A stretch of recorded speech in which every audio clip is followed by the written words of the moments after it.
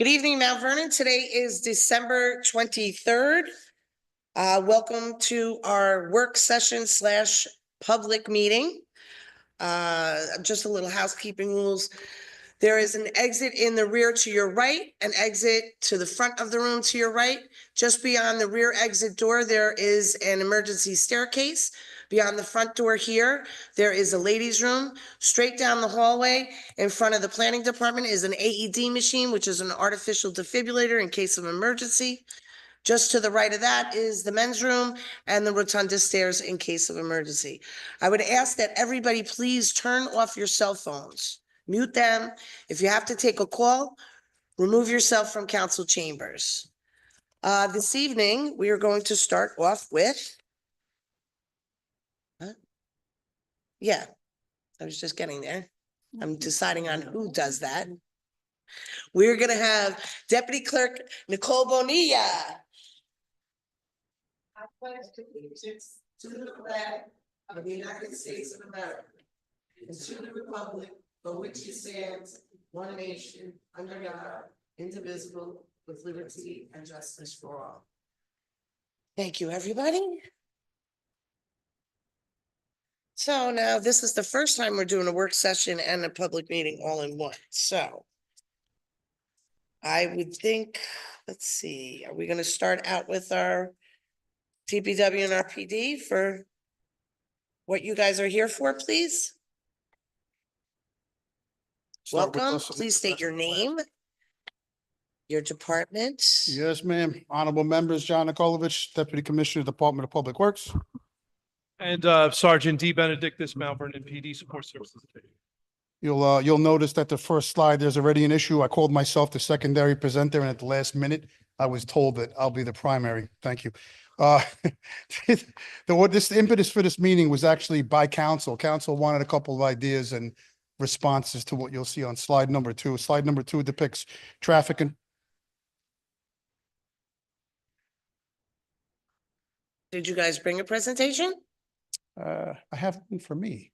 Nicole, if I forward it to you now when we sat down and let somebody else talk, could we do that? I could do it right now.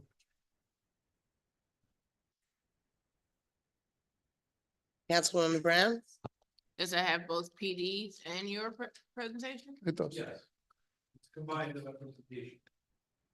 That addresses the traffic control elements and also the DPW gas and.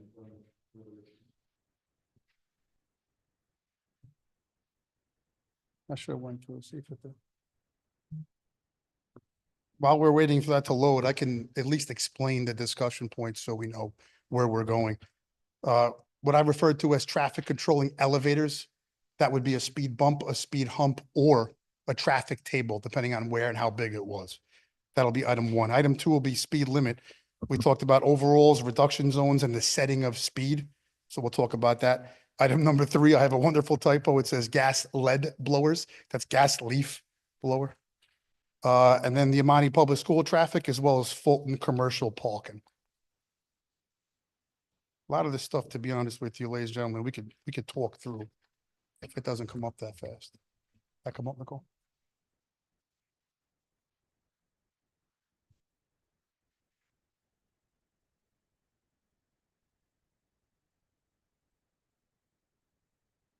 We're just loading the presentation. Will be just a few minutes.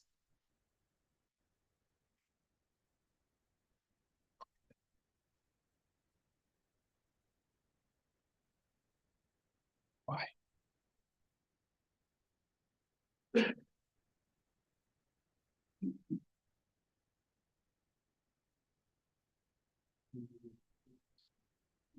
I'll do it in a second.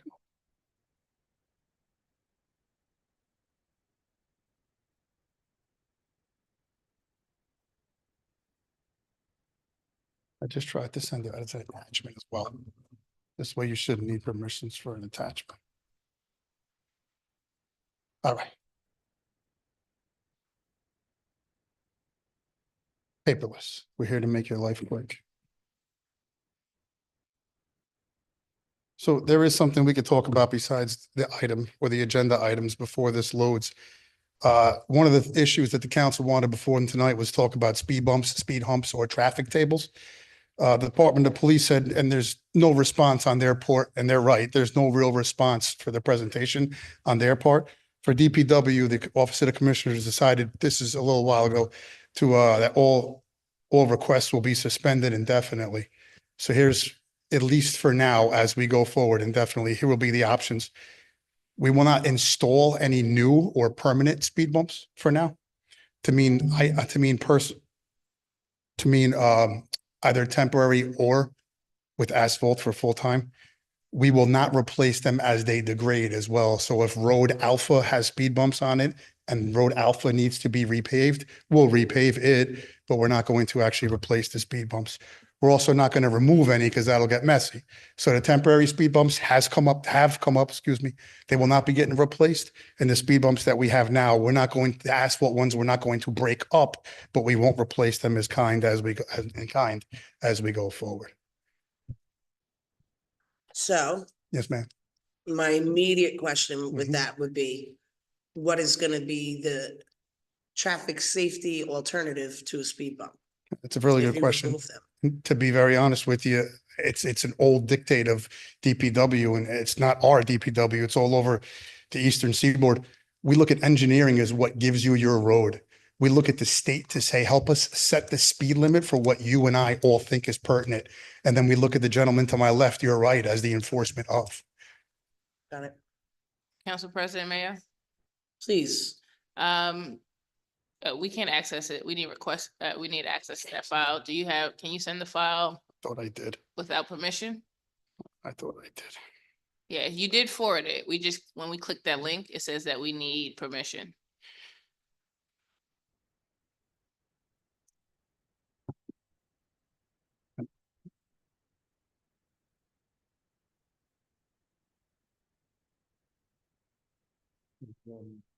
All right, just to give you a little history on the speed bumps, they were something that the public would request through the city clerk's office. Now, the speed bumps cannot be installed everywhere in the city because they pose an issue with emergency vehicles getting to and fro certain areas. So when you talk about public safety with the speed bumps, they're only really considered for secondary and tertiary roads. The primary roads, which are the state roads and the main roads, you still need access for emergency vehicles to go to and from. So, you know, that acting as a traffic control device, it really doesn't, you know, promote positive enforcement. You know, the officer would be out there, and if we had several complaints, then we would have, you know, the officers come out there and do a traffic study as well as doing enforcement. We've done, I know another point on here is the Amani Public School. And what we've been doing is I've been having the traffic unit go over there and enforce during the day because there were complaints of double parkers and speeding in that area. So we've been trying to implement different, you know, officers going to different schools and different areas to enforce the speed limit. Also, you know, I know that we've had speed cameras in the past that could also be, you know, another issue that we can solve with putting those in, speed and also red light cameras that would issue summonses out, which would act as a deterrent and solve some of those traffic control issues that you brought upon. Council yes. President, Mayor? Go right ahead. So before you move on, right? So the problem is, I think the reason why residents want speed bumps are because folks are flying through the blocks, right? Mhm. And it's not clear to me from what you're saying now, how exactly we plan to enforce it. Because it does seem like an enforcement issue, and the city has never had speed cameras. We've had red light cameras, right? So Correct. could you speak more to that? To the speed cameras or? To both, right? To both. I mean, overall well, enforcement. like I said, you know, we've had the red light cameras in the past. Mhm. And I know that perhaps maybe even looking into, you know, getting speed cameras in certain areas might deter some of the traffic issues that you were talking about. Right. So I'm not saying that we're implementing them, but I was like, maybe going in, finding other options to just the speed bumps, because the speed bumps really don't, you know, I mean, if you go down these roads, you'll see the cars just speeding through and hopping over those bumps as if they're not even there. So even the speed humps. So I don't think it's, you know, it acts as much I understand that you want to have an issue, you have an issue with the traffic control devices and trying to eliminate some of that, but I'm saying that it's not as effective as it would seem, that a lot of residents think that it's, that effective. And you can't put it on the main roads is where they're really speeding. The secondary and tertiary roads, yes, there is some speeding there, but it's not as bad as the main roads, which you cannot install those speed bumps. So I guess my question is, what is PD's plan for speeding enforcement, right? If we can't use the speed bumps, we have passed legislation on the city level to ask the state to allow us to have speed cameras. And it was denied the first time. It may go back before them. But what exactly is our solution in the interim if we don't have the speed camera? I mean, we do have a traffic unit that has access to the radars. Okay, so we can, implement him where it needs be. If there was a complaint that came in that's speeding there, we can have him go over there with the speed with the speed radar and, calibrate it, see where there's a speeding and issue out summonses there. I think through enforcement and the presence, I think will deter a lot of those speeding and, and that. So we have gotten some of the technology together, like the plate readers and so on and so forth that we're implementing into the new cars. So that's one thing that, like I said, we have our traffic unit that's addressing a lot of these issues. When you say they're addressing it, do we have data on how many summons they've issued for speeding? I don't have the summonses or the data right now, but like I said, since we've received several of these complaints, especially with the schools, we've implemented the traffic unit, which is Officer Scott, into addressing a lot of those concerns there. You've implemented a traffic unit to addressing the school's concerns or Well, citywide? the concerns? school, the zones where they've been having issues with the speeding. So with the increase in police presence, it's deterring some of the speeding that's been going on. Yeah, but what's your rank? Sergeant. Sergeant DeBenedictis. There's trouble citywide with speeding, right? There aren't specific areas and the same places like our main streets, right? People come from out of the Bronx and speed straight down Third, but they're speeding throughout the city. So I guess I'm trying to figure out what the overall plan is to address it, as opposed to people having to complain here and then council saying, well, we're speeding in this area. Now we're shifting officers throughout the city. Well, and that's the thing. I mean, if the officer sees them speeding, they're supposed to pull them over and issue out the summons for that. By implementing more of like the radars, right, we'll be able to calibrate and see when they're speeding, because we can't just say, okay, the car looks like it's going fast. We have to have proof that the vehicles are speeding. So if we have the radar equipment, which, we have a couple now, and we strategically place these traffic units where they need to be, they can calibrate and see where the speeding is occurring and issue out the summonses for them. Okay, so as a follow-up to this, if you can provide me with the data on the summonses, how many tickets we've issued for speeding, Speeding? Okay. that'd be amazing. Thank you. Okay. Do we want to start with the presentation? Did anybody have any other question regarding that? Okay. On the next slide, I placed this just as a PSA. This came up, not from the Come here, police. speak into the microphone. please. Sorry, ma'am. Thank you. I thought I was loud enough. Apparently not. I put this slide up, the next slide, Nicole, as a PSA, only because it keeps coming up from people, not just the council and not from the police, but your speed limit inside of your city is not set by the Department of Police or the Department of DPW, right? That's something the state engineer comes down and says, let me see your engineering reports. As we built this road, this is what the speed limit will be. I just put that there as a PSA. Yes, ma'am. Council President. Go ahead. So a part of what the request was for DPW was the governor passed maybe about a year ago, a law allowing municipalities to reduce their speed limit to 25. In order to do so, we needed a traffic engineer to certify that it was viable or whatever the certification was. We asked DPW for the traffic consultant or the engineer that they use to see if we can get that certification to reduce the speed limit to 25. And we haven't received an update on that. Are you looking for that citywide, ma'am? Yes, DC. Okay. That I was unaware of. The only thing I know and it's on the next slide. The only thing I know that we have outstanding from any traffic study or traffic controlling study or any type of engineering at all was from LaBelle, and that's on Gramerton proper in front of the STEM Academy. That's the only thing I know that's outstanding. That's new to me. I will find out. Council President, Mayor. Go ahead.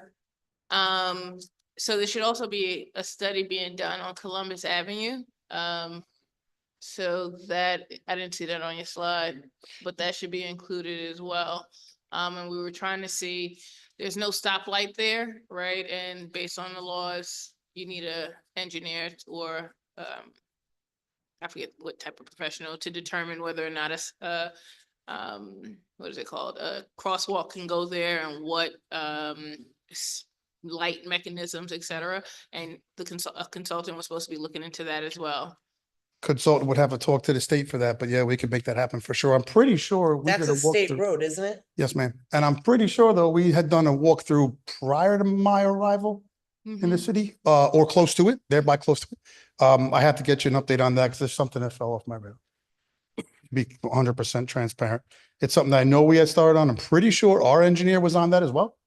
Or at least he was.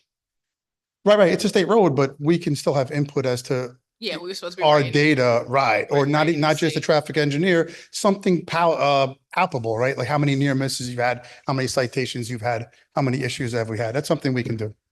That's just something I have to get on. Unless we have any more questions on this slide, we can move on. We were also asked about gas leaf blowers. The police bring up a good point. They only have 1 decibel reader and it's not like a radar. Radar is calibrated to each individual unit and the people that are trained to use their radar. What they're saying is that 1 decibel reader and they require training and usage and there's not enough personnel to actually address some of the enforcement issues with the gas leaf blowers. And they are, though, to their great credit, they're in the process of hiring an ordinance officer. And I'm sure that'll help as well with those type of violations. Council President, Mayor. Go right ahead, Councilwoman Brown. DC, I'm confused why we're deferring only to police on this when the legislation reads that both PD and DPW can enforce this. You're not as confused as I am. If that be the case, then no, it's something I'll have to build into iWork and then we'll be able to write that as well. As we progress, as we move forward, and for those that are uninitiated, iWork, when we get it full term up to speed, is going to help us write citations at a fantastic pace. Rather than dealing with 15 different people, we're trying to figure out who lives there. Is that him? Who is the landlord? Why is he not responding? It'll all be built in from what the assessor's office and the building department has, and it'll be pre-written into iWork. So when I show up with an iPad, it's 5 or 6 clicks and a signature, and it's over. I'll have to build that in, but that's a great point. Yeah, and I guess from the PD side, right? So we know that we have 1 decibel reader. What's the plan to get more? What's the, The issue that we're having with the decibel meter, we have one at the front desk. When a noise complaint comes out, we do bring it out to the location. But as you know, the commissioner said, it's not calibrated. And what we have is a lot of issues along with, like, say, for example, the breathalyzers that we have in the cars. They're not admissible in court as solid proof because there are a lot of different variables that out there on the streets, like, for example, you know, background noise. So it doesn't give you an exact and an accurate count of what it is. So many times what we do is we, based on our observations, and we'll say that, hey, listen, you know, we heard it from like 3 blocks away. We'll type up a report. And that's how we enforce the violation of the city ordinance that we do. So it's not just basically the, you know, the decibel meter, but it's also observation from the officer that we do an accusatory that goes along with the violation of the city ordinance or the summons that we issue out. So, you know, as much as we, you know, we've issued out a lot of them for like loud parties and so on and so forth. With the leaf blowers, I mean, we haven't started that out yet because, you know, we're not aware of any regulations when it comes to that. So I know we're talking about noise levels here, but also we're only allowed to, gas powered leaf blowers are not allowed in certain months. The enforcement of that, you're saying, requires the decibel readers? Sorry. No, I guess we just need to disseminate the information over to our officers and let them know that, hey, listen, during these periods of time, and we can give special attentions to that and have them enforce it based on that, but again, it's not something that's, every month, 12 months out of the year. So a lot of the officers are not privy to when those regulations are to be enforced and not.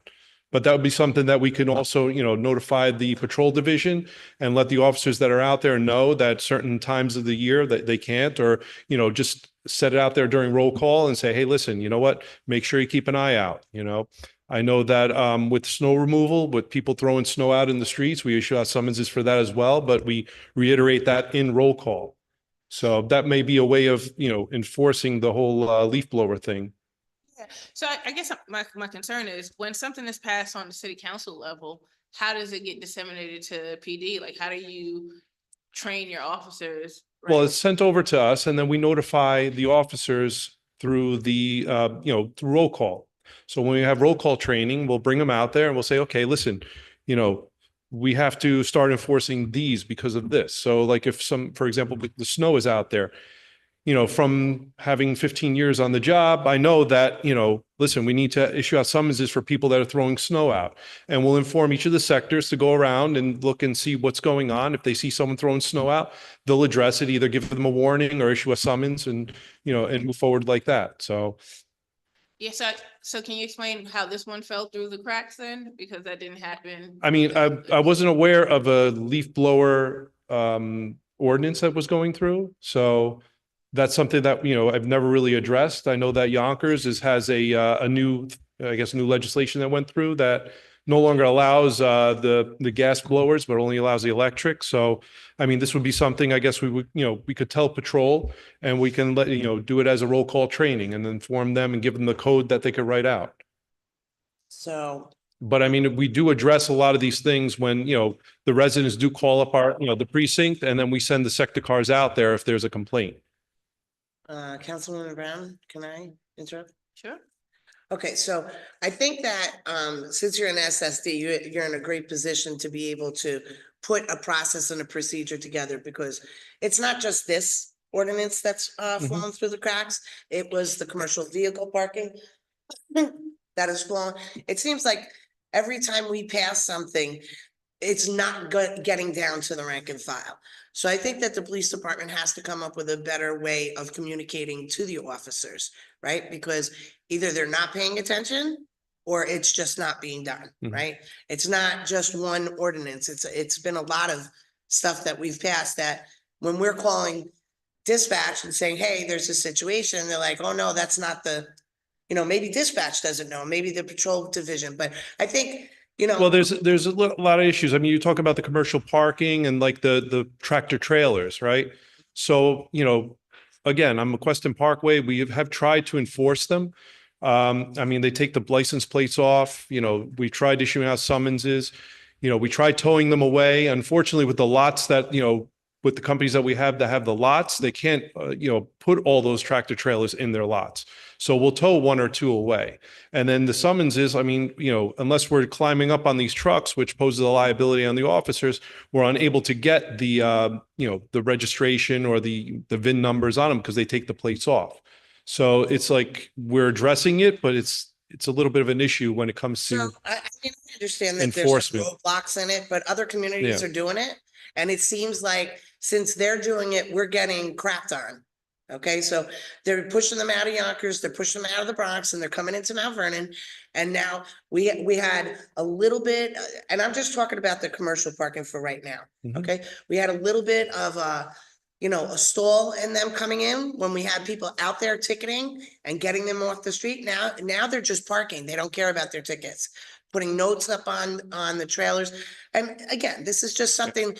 If what we're doing is not working, then we have to kind of partner with other departments and figure out how they're actually getting it done, right? Because now, because of the surrounding communities have passed their legislation and enforcing it, they're coming back into Mount Vernon and making. I was down McQuestion Parkway the other night and there was a refrigerator truck, and it's not for Endigo. There was a refrigerator truck running for hours.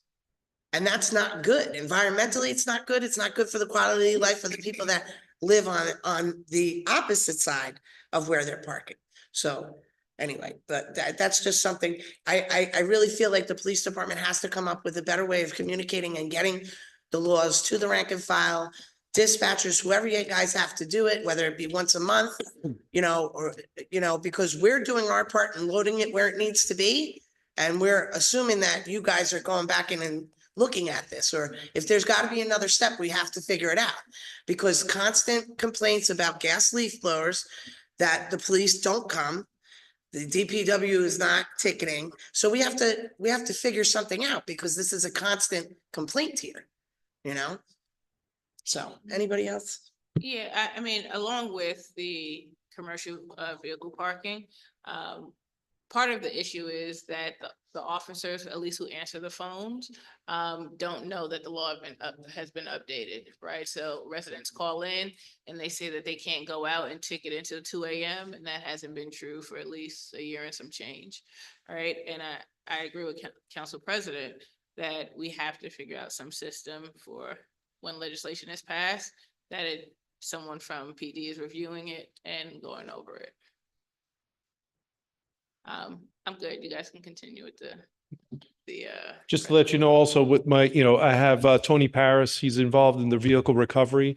And we do have him going out on every Thursday, looking at a lot of these commercial vehicles and so on and so forth. And we're trying to, take them off the streets. So I believe there was a complaint about several, I guess, church vans that were parked in an area. So he was looking into that and see if we can notify, and if not, remove them from that location.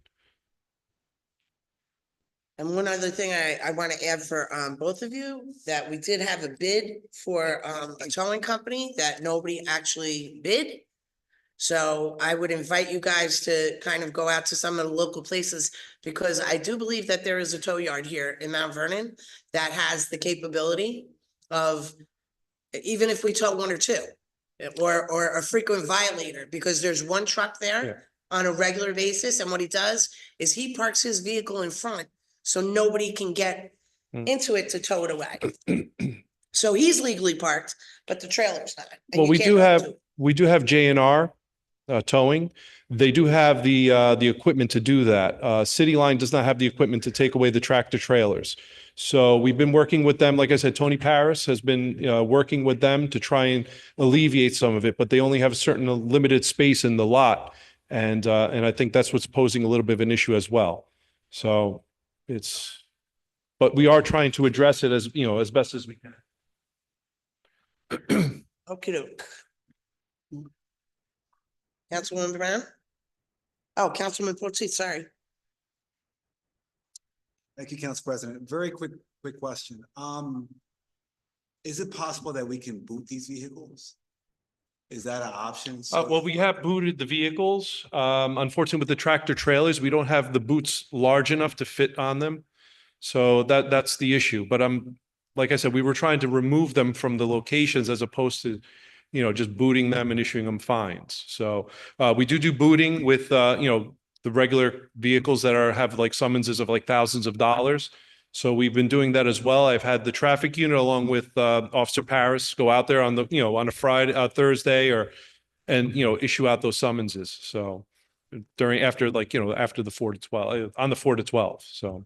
But does it make sense to buy a boot that's large enough for the larger? I mean, we're looking into, increasing our number of boots that we have for the department, and we're looking into that. So. Thank you. Councilman Thompson? That's also, I'm sorry, but that's also where the plate readers come into play. So we have the plate readers that we recently just acquired, and those are helping us with the booting and, the summonses that have been issued out to these cars to see if they're in violation, if they have suspensions from their registrations and inspections and stuff. So that's helping us. That's another tool that's helping us find the vehicles so that we can boot them. I just had a question. Do we have any window boots available? Because they Which have the newer boot that covers the window where you can't even. No, we don't drive. have those. We We don't just have the regular ones that are on the So I think cars. Yeah. as we begin our upgrades, that would be the way to go, because people have really found ways to really get those tire boots off. But I don't think they want to break their windshield off trying to get the window boots off. So Mhm. I think if we look into that. I mean, we could look into different options, you know. It's, yeah, like I said, we can look into different options, even with the, you know, the big tractor trailers, seeing what we could do with that. You know, I'll look into it and see what, you know, what we could do. Sergeant, who's doing the booting? Are we doing it in-house? We're doing it in-house right now. I have, Officer Paris, that's, the vehicle recovery unit. And then I also have the traffic unit, Officer Scott, that's, handling the booting and the towing right now. Is that enough? I mean, that's what we have right now. I mean, I would love to increase it, but that's, you know, that's what we have at this point. Go ahead, Councilman. Look into, because being that we already work with JNR, see if they have, that capacity within their units, if they have those window boots. And you know, it'd probably be more beneficial for us to work through them opposed to Mm. purchasing out. Thanks. Go ahead, Councilman Brown. I'll let you off the hot seat for a little bit, Sergeant Benedictus. DC, I'm looking at the slide and the response to addressing gas leaf blowers for staff. Could you articulate that for me, please? Yeah, so I wasn't the deciding factor there, but I think I agree. We had looked at this, the amount of cost that it would take this year to have batteries, transported batteries, the maintenance of batteries.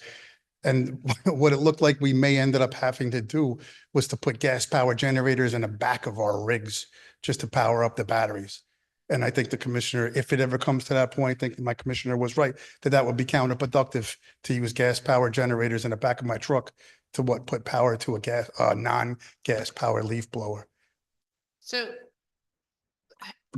other communities who've banned gas powered leaf blowers, how are they utilizing leaf blowers? From what I could tell, a lot more money and a lot more batteries, where they have battery banks and charge in the back of their rigs. So for instance, in a command vehicle in the police department, you'll see 7 or 8 different radios lined up in a charging bank. They're expensive. They're needed. They're expensive. If we went that route and we budgeted for it with a capital expense going forward, we probably could do that. Yes, I would love to see what the numbers are on those, Sure. because I find it hard for us to ask landscapers not to come into our community and use gas powered leaf blowers, and then we're the same culprit, right? That point is well taken. So, yeah, if you can provide us with the numbers Sure. on what that costs, we would love to see that. That point is well taken.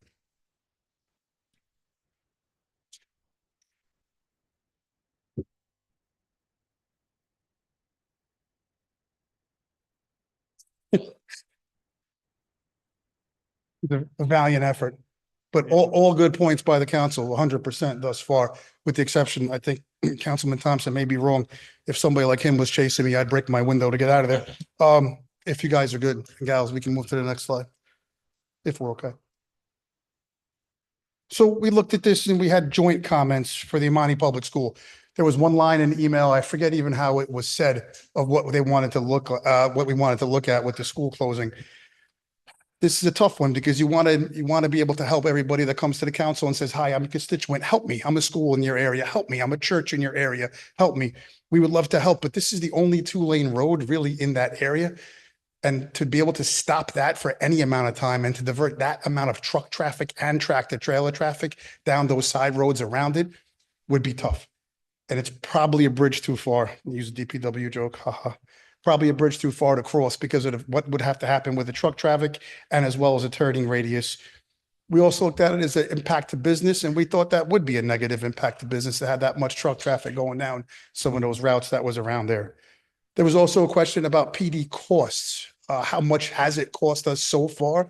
Well, the PD's only put traffic control there with their traffic unit, and that's cost us so far, it's cost us no additional cost because he or she is working presumably anyway. So not on overtime hours, they were helping out with some of the traffic at some of the schools.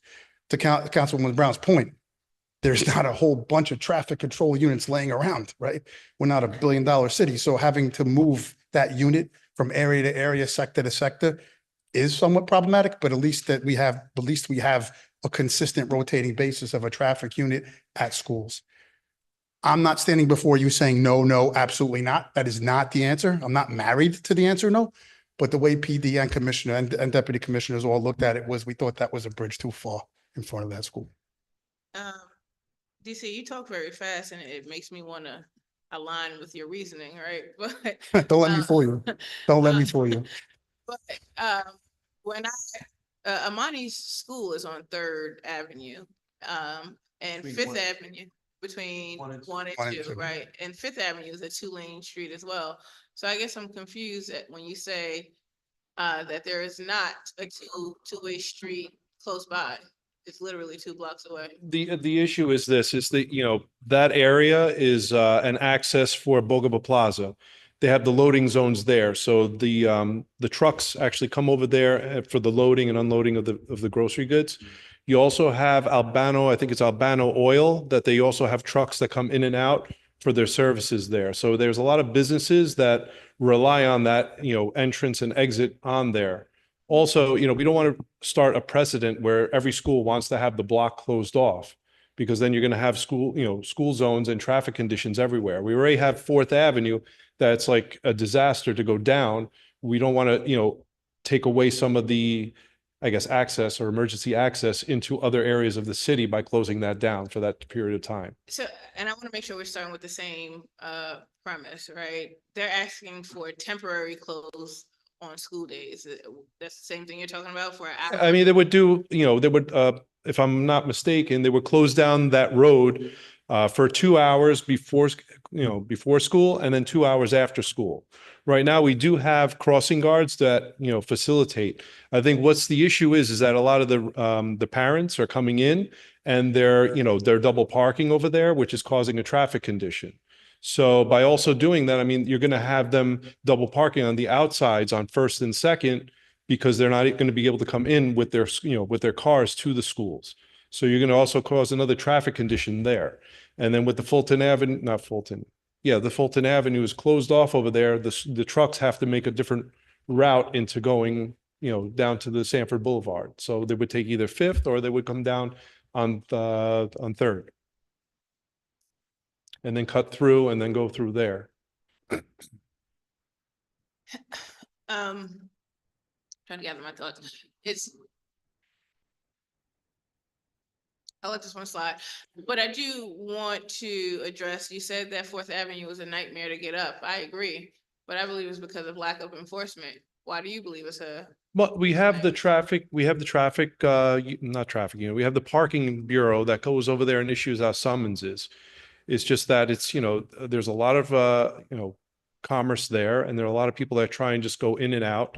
I've had officers that have enforced it. We've had, you know, officers that just came out of the academy, myself included. We were, you know, put on foot posts there, issuing out summonses, you know, during the summer months. You know, so we've tried to address it, but it's just something that has always happened in that location. And you know, we're doing the best that we can to address the complaints there. I mean, it's like Gramerton Avenue. You have a lot of double parkers.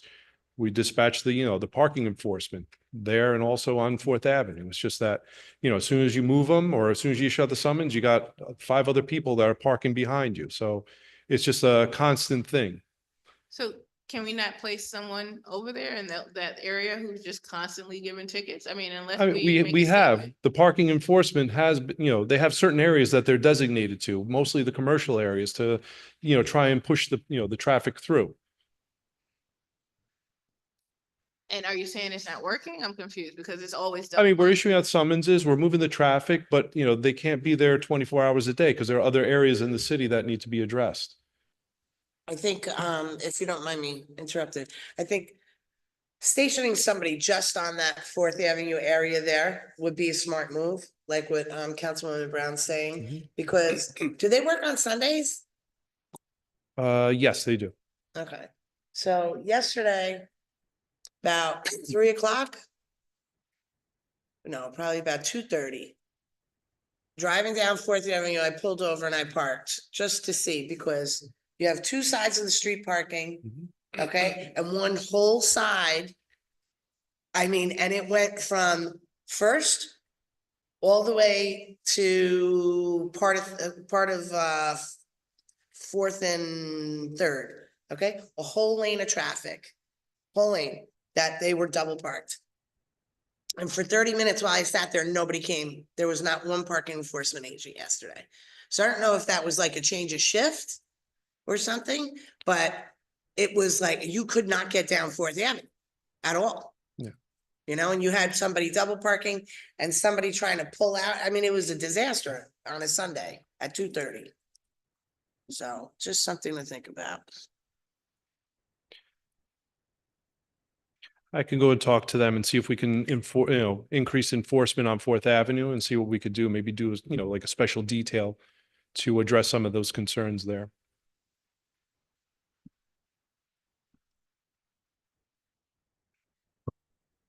I got the look, which means hurry up, get to the next slide.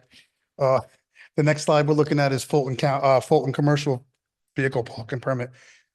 I think this may or may not go to what more than one member of this council has said. How does what I pass as council filter down to every smaller, I won't say smaller or subordinate, but everybody in each unit, right? So this is almost brand new to me. And I know we do a lot in DPW and the council does a lot. And sometimes we don't hit exactly on all cylinders. That's something we probably should look into, correct? So I guess the DPW response and the only question we got was, have all signs been erected? I didn't know that we were ordered to erect all those signs for commercial parking on Fulton. I thought this was an ongoing conversation. We do have a sign made, but the amount of signs that we need have not been ordered not only because, but I don't think any of the three commissioners, two deputies and one commissioner knew that they were supposed to be erected. And that goes to more than one No, of our points. we've been very clear. Well, that's, Yeah, especially Fulton. It was Fulton, question. I mean, this has been I'm not, obviously, you're new, but they're very familiar that. oh no, you could yell at me all you want, man. Very. New or familiar. not. That's why I'm here. You could throw your water bottle. PD, when we sat down and had a meeting, referenced the email. So first of all, to go back, that I will take care of that. PD had a couple of good issues, and I'm not sure if PD knew or not. I won't speak for the police department in that respect. But when we sat down and had our meeting, reference this email quickly over coffee, there were 6 issues that they said they brought up. And I think I understand if it was a conversation. Now that I know it was an order, I'm not sure if I understand it, but the 6 issues we talked about there was number 1, sight distance, which with large trucks. Number 2, snow removal. That was a joint comment. I mean, before you get through. Sure. What do you mean by sight distance issue with large trucks? Roger, let me go back and do that again. So depending on where those trucks park in this, with relation to the corner for where those trucks leave, having sight distance around the corner to see cars coming either way, be it a one-way street or be it not, sometimes it can, and I've seen it listed plenty as a contributory factor of accidents. So MVAs with injuries, a lot of times it was, I couldn't see around that truck. Yeah, I know that firsthand as a former cop too. oh, yeah, but DPW has discretion on where to start the signs and where to stop the signs, right? We So, do, but with 53-foot boxes, you're almost limiting yourself if you want to go 12 feet on each corner. it's a long block. It is a long block. It's a long couple of blocks, ma'am. You're not 100% wrong. Don't think I'm trying to fight you. It's just you lose a lot of what I think you're trying to do if I take that 10, 12, 14 foot to help with the sight distance. Not that we can't look at it. It's just something that we put on a slide to speak about. Remember, I thought it was a conversation. It is. No, now it's an order. As we go on, the booting issue, I was under the impression, I guess it's false, that we only had one boot large enough to do some of these trucks. I guess we don't, but to all of our points, there's plenty of options that we can do with the booting. The towing issues, the good sergeant kind of touched on this already. The one thing you could read A, B, and C, but the one thing he didn't talk about yet was item number D under paragraph 4.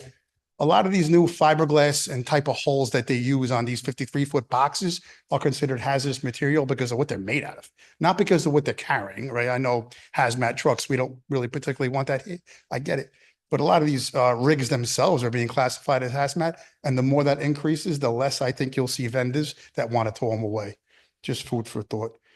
We did have one instance where one of the tractor trailers, we weren't able to tow it away because the tow company didn't want to be responsible for the tractor trailer that was made out of the fiberglass.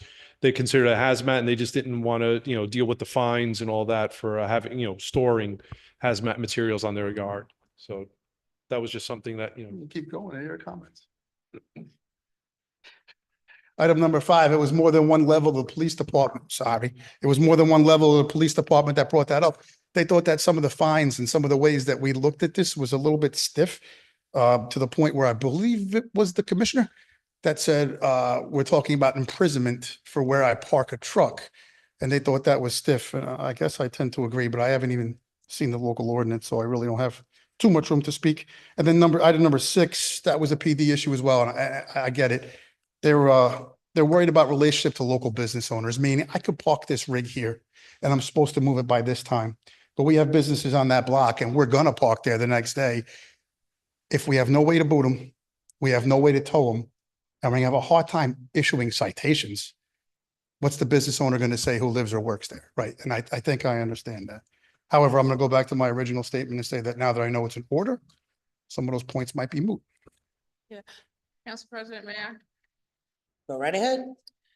So, thank you. And I'll express my frustration with both departments, right? Because before this legislation was passed, we sat down with both PD and DPW. No one was shocked by this. And the reason we sit down with commissioners before legislation is passed or amended is so that we get full input, right? And I think that now that this legislation has been passed for almost 2 years, I find it quite frustrating that now all these new issues are presented. In fact, the same street that you're talking about, these trucks going on were presented by DPW, right? By the commissioner. He said, he identified this as a spot to go to. So as a legislator, it's frustrating that we're relying on the commissioners for input and expertise. And when residents are now expecting this to be enforced, there are all these reasons why we can't enforce it. In fact, a good part of this presentation was about why we can't do anything, right? And it's like, what exactly can we do? Our job is to provide services to the residents, and I'm hearing all the reasons why we cannot, but no solutions. So I'm hoping that someone can provide some solutions to us, because commercial vehicles are a problem, speeding is a problem, right? And it doesn't seem to me that there's urgency coming from the 2 departments that we rely on to kind of fix these issues for us. Ma'am, if I could respond to that, I promise you it's not an urgency issue. I promise you it's a new guy didn't know issue. I think I've gotten through to almost all 5 of you. I hope by this point that I won't lie to you and I won't drop a ball if I can help it. This is something, to be quite honest with you, I didn't know. And I get your frustration. No, I get it, but I get your frustration. Correct. And you did say that you spoke to other persons before me, before my arrival. I get it. I just think this was a task that may have or should have been given to me, and it's something I didn't know about. So before you go, Yes, ma'am. we have a resident, Ms. Sue Paris. Is that you? Yes. Okay. So at our last meeting, we had asked, well, I had asked the commissioner, and I believe, Councilwoman Brown had also, asked the commissioner about Hutchison Boulevard. Mhm. And since I both have, police and DPW here. So there's an area, Hutch Boulevard, where there is, Ms. Paris, you want to come up and just speak about your issue? Sure. Okay. Because we can kind of incorporate this. You've been so patiently waiting.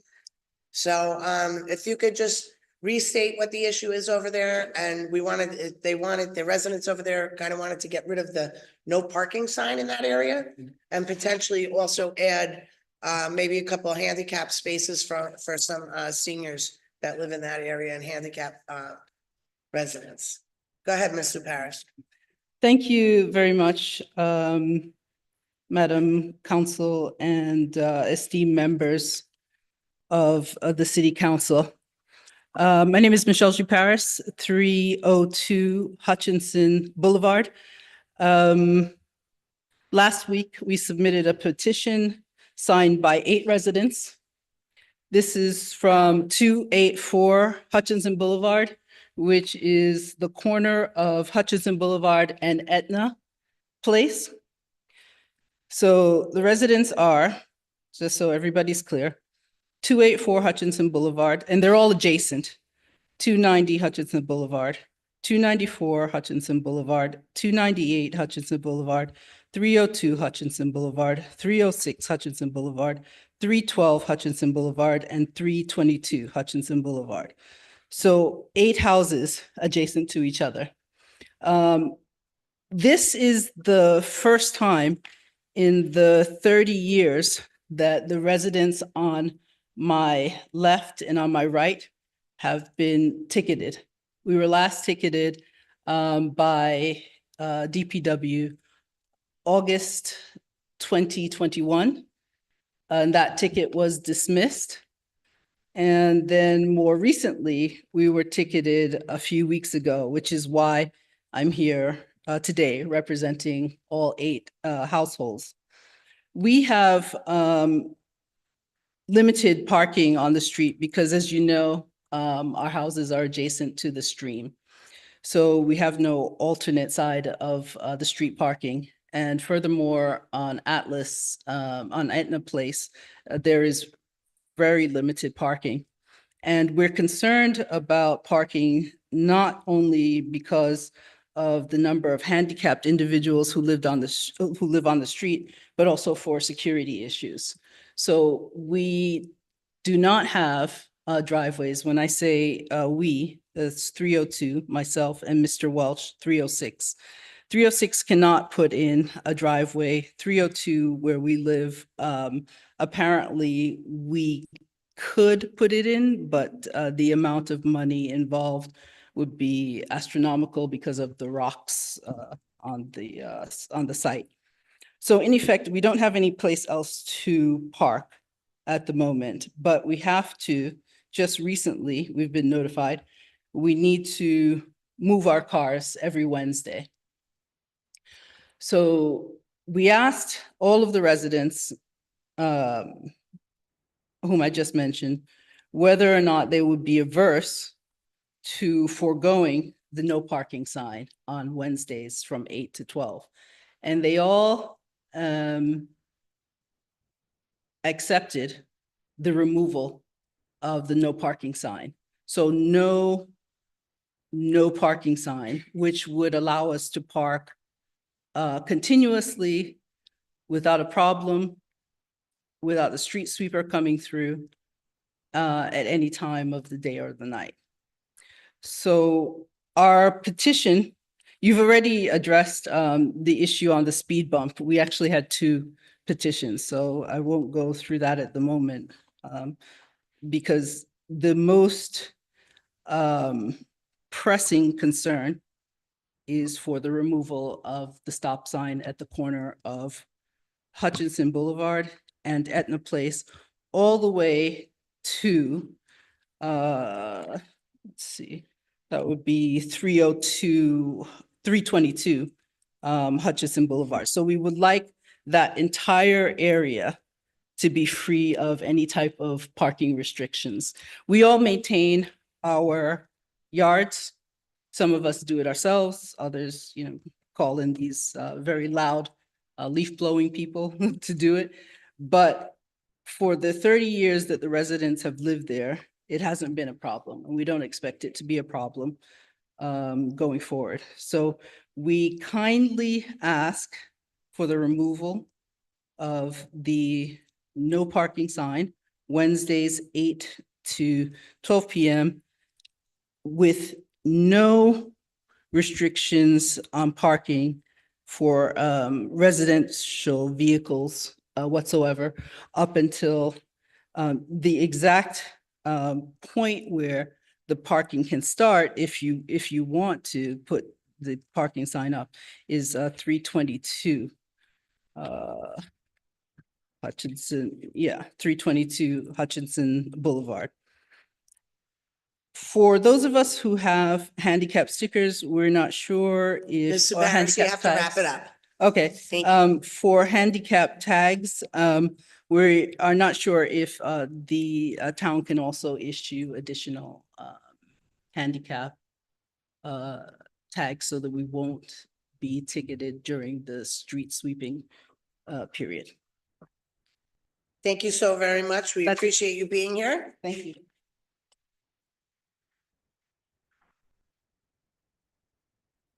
Does anybody have any questions for DC or Sergeant Benedictus? Well, DPW had responded to some of the requests. Did you? Want to share come them speak to publicly? it? Just one point of clarity. I think I heard stop sign. I think you meant no parking for all of it, right? Or did you? Yes, so- Okay. No, don't be sorry. I'm pretty sure we were on the same level. No, it's okay. I appreciate when residents very politely and professionally ask for help from their council. But we're really not in a position to say, I'm okay with block A cleaning their own route and block B not. We're under consent decree, and part of that consent decree has to be to keep our roads clean because of what's going on with the MS4, right? You have one outfall 24, which they don't fall into 100% anyway, but we do have one outfall that we're under a consent decree for, and we, Department of Health wise, and with federal consent decree, we have to keep our streets sweep. And there has to be a DPW issue. That's something we can't farm out. And that's the impetus for the no parking. It's not because, we don't want parking on any location of that day. I will address though, what is apparently quite a deficiency on our part. And I want to thank the woman for bringing it up. Not being cited since August 2021 means that our street sweepers are going by and we're doing our job, but that's a deficiency on our part that we'll have to tighten up our shot group on the citations, probably from both us, but definitely for a DPW standpoint. So I would thank the gentlewoman for bringing that up. But when it comes to, and I think the PD wanted to comment on handicap, but let me finish just on street sweeping. It's something that we can't do. I'm not in a position to say it's okay to let, even though I believe that that block would be clean by the personnel who live there. I'm not in a position lawfully to say that's okay. We have to be sweeping that up as per consent decree and Department of Health. You want to talk about? Thank you, Commish. Yes, ma'am. Sergeant Benedictus? Yes, when it comes down to handicap parking, I've never seen in any other residence that they've issued handicap parking in a residential area. There's usually honed to say like metered parking or in commercial areas so that people are facilitated to go in and out of storefronts. So I think by putting it into residential areas, you're going to take away valuable parking for other residents. And it's going to cause an issue with equality in that neighborhood.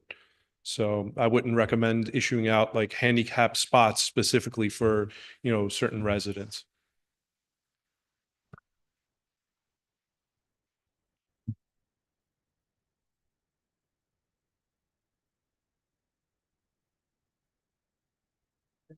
Any questions? Nobody? And the no parking would be on us, correct? Excuse We me? have to pass legislation for the no parking? I believe Well, to they would remove still the have- You signs. still have to sweep, right? Yeah, I believe the removal of the signs, the erection and the removal of the signs are through the city council's legislation, Mhm. along with the speed bumps and any traffic control device. Okay, thank you, guys. I appreciate it. Thank Do we have Miss Deborah Stern online? She's definitely not here. Deborah Stern, are you online? No. No? How about Mr. Vince Ferrandino? Mr. Ferrandino, are you online? No. Does anybody want to address the DPW Commissioner, Sergeant Benedictus at this time? In final comments, Yep, go Hopefully ahead, we- Councilwoman Brown. we can get some updates on some of the things that you weren't quite aware of walking in. And also what I would love to see from PD is some of the stats around the summonses for speeding and really a comprehensive plan, right? Between you and DPW on how we can better or design our streets, something so that we can have more traffic control. It's been a thing since I've been on council. People have been flying through our city and they don't do it in other municipalities because there's enforcement. So I really want to see what we can do from the two departments to better enforce this and make our residents feel safe, right? So thank you for coming out. I appreciate you. I know it's a holiday season. So happy holidays. Councilman Thompson? Hi, I just want, it's more of a statement. I want to thank you both for coming out and, you know, it's just a collaborative effort with us and both departments. We just want to start putting things in place so we can condition residents and those who visit the city what's acceptable and what's unacceptable, right? And if we start placing patrols if possible, and if people know if I go speeding down this block, I'm gonna get a ticket. If I do this, I'm gonna get a ticket. And after a while, it's just a second top of the mind for everyone. You know, I'm gonna get a ticket. This is gonna, you know, just accountability is there. And after a while, then we won't have to have as many people in place because they already understand that if you violate Mount Vernon's rules, there will be consequences. So working together, I believe we can get that done. So thank you so much. So I have a question. All right, did either one of you want to say something? So to the lady about the street cleaning, I just wanted to get some to understand. So they cannot clean the street themselves, right? I wish, but we're not in a position to be Correct. allowed to do that. And I guess their thanks for coming in is that they should be expecting more tickets. You're basically saying that they I can haven't. promise you the citations in that area are going to be looked at. I wasn't kidding when I thanked the gentlewoman for bringing that up. That's, if that's true, and I happen to believe it is, if that's true, we're talking about August 2021. That will change. All right, so their request is basically being met by more tickets. That's all right. I just wanted to get some clarity on that. Thank you. Yes, sir. Councilman Potteet, do you have anything to say? Quick comment. Thank you for coming in. That I know we aren't an easy bunch here. You guys are. But we face comments from residents every other week. So we need your help to address their concerns. So thank you for coming in. And thank you for helping us address the issues that our residents have. Well, you're very welcome. I think normally I come here and things go well. This is a day where a lot of good constructive criticism has come out. It's only going to sharpen us and make us better. Okay, so, you know, the residents came here, especially when it came to Hutchinson Boulevard, because they are looking for a solution, right? There is no alternative side of the street parking, and there's a lot of houses that do not have driveways. So I would hope that you guys could possibly work with the residents and come up with something that's creative where they're not getting violated, because I would hate for them to come here with a major issue, because you have senior citizens living on that block also, right? So we want to help to mitigate this, not to violate them further. Okay, they're taxpayers, we want to help. So if we could find some way of helping them, I'd appreciate that. For the January 8th meeting, I don't expect, unless you have an update today, but there are two things that I'm concerned about. That's the Third Street and Langdon area where that bridge is, you know, where the street is closed off. Over there, I haven't heard an update on that. I'd like to know what is going on with that. Where are we in the repair service? What type of money have we gotten to help us through that over there? Because you have a one business that completely cannot operate over there. And then the modular space that we bought for DPW, I did not see that it was erected yet. And I'm wondering what the schedule on that is, because that came to us as something that was extremely necessary in an emergency. And I don't, unless you guys put it somewhere I haven't seen, I don't know where it is. So if, oh, go ahead, Councilwoman Brown. It wasn't to interrupt you when you finish. Oh, okay, okay. So, so those are just my updates. I really, we had a lot of residents come in and ask, or at least email, I should say, and call me on the phone regarding that Fulton 3rd Street area there and what the progress is. So I'd like a progress report from DPW for that. With that being said, Councilwoman Brown. Do we have an update on the lactation pod that was deemed required by law? Is that set up and usable by the public? What part is this? The lactation pod, It's downstairs, that big blue by the moon. stairs. One in Yeah, city. all right. It's on the ground level. So that It cannot be used, but it's a federal law that it should be operating. Okay. Sorry.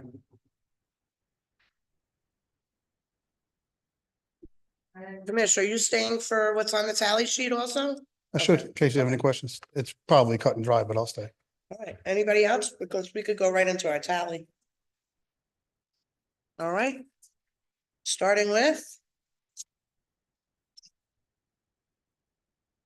Legislation and Public Works, Councilwoman Brown. Thank you, Council President. I have item number one, an ordinance authorizing the request for authorization to enter into a contract for the purchase of software for the Department of Law. That is on the agenda. I have item number two, an ordinance authorizing the mayor to retroactively enter into contracts with Weather Right and Avista for the emergency repairs to the roof of the police and court buildings and appropriating funds with from the American Rescue Plan Act. On the agenda, I have an ordinance authorizing the mayor to enter into a retroactive emergency contractual agreement with PCI for the removal and replacement of sanitary stormwater sewer sections. Am I reading the right one? Yeah, sections, at Fifth Avenue between Second and Third Street and appropriating funds from the DEC Water Quality Improvement Program grant. That is on the agenda. I have item number four, an ordinance authorizing the mayor to amend I'm having a hard time today. Amend the agreement with National Water Cleaning Company to extend the contract end date for outfall 24 sewer system cleaning and inspection project. That is on the agenda. I have item number five, an ordinance authorizing the issuance of an RFP and RFQ for the Edison Pump Station upgrades and equipment pre-procurement projects. That is on the agenda. I have an ordinance authorizing the mayor to approve a change order and final payment to WeatherTight Systems, Inc. for additional repairs to the City Hall roof and authorizing the payment for ARPA city-owned property. That is on the agenda. I have questions on that.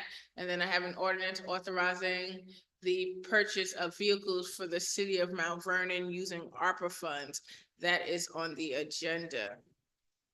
Anyone have any questions? Yes, Council President, I have questions for my own committee. DC, can you explain to me, and this is before your time, but could you explain to me why we hired WeatherTight to only partially do City Hall roof and not our entire roof at the time? So the way that was explained to me was funds driven with the first decision point. You're right, it does predate me, but I do know a little bit about it. I can also speak to the change order. Why we decided to do a partial roof was partial engineering and partial funds. Why we have the change order is because as they peel back their systems to look at what they needed to spray, they had to actually go up as well. When we factored in the cost for WeatherTight on the roof, we had factored in the flat parts.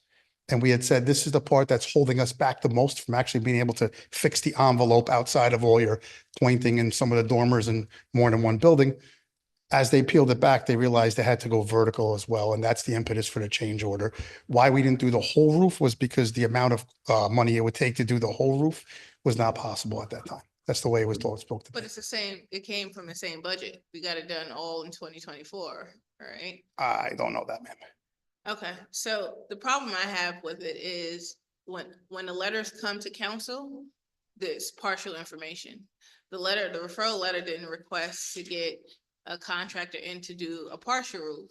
They said to do the roof, right? So that leads council to believe that what we're approving is an entire roof as opposed to a partial roof.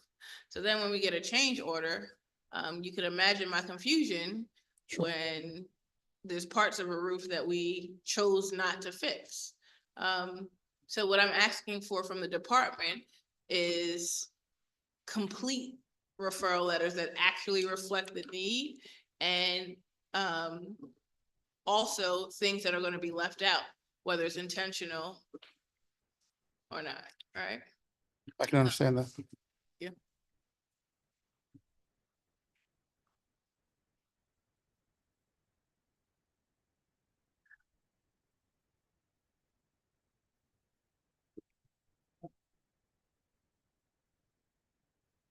Anybody else have any questions? For DPW? No? Okay, moving on. Human Resources. Thank you, Madam President. I have one item. Item number 8, or from the Office of the Mayor, Department of Management Services, an ordinance to amend ordinance number 6 adopted by the City Council on May 8th, 2024, to authorize the mayor to trade 4 non-ADA compliant buses for 3 ADA and wheelchair accessible buses with Don Brown Bus Sales, Inc. And ADA is the American Disability Act. And that's for the trade of 4 regular buses to get 3 buses that have the wheelchair accessibility. And that will be on the agenda. That's all I have. Thank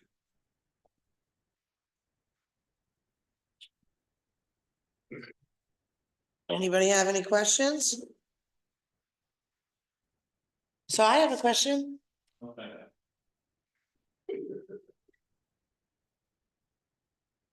How may I help you? Nah, we're gonna move to PSC, Hmm. Public Safety and Codes.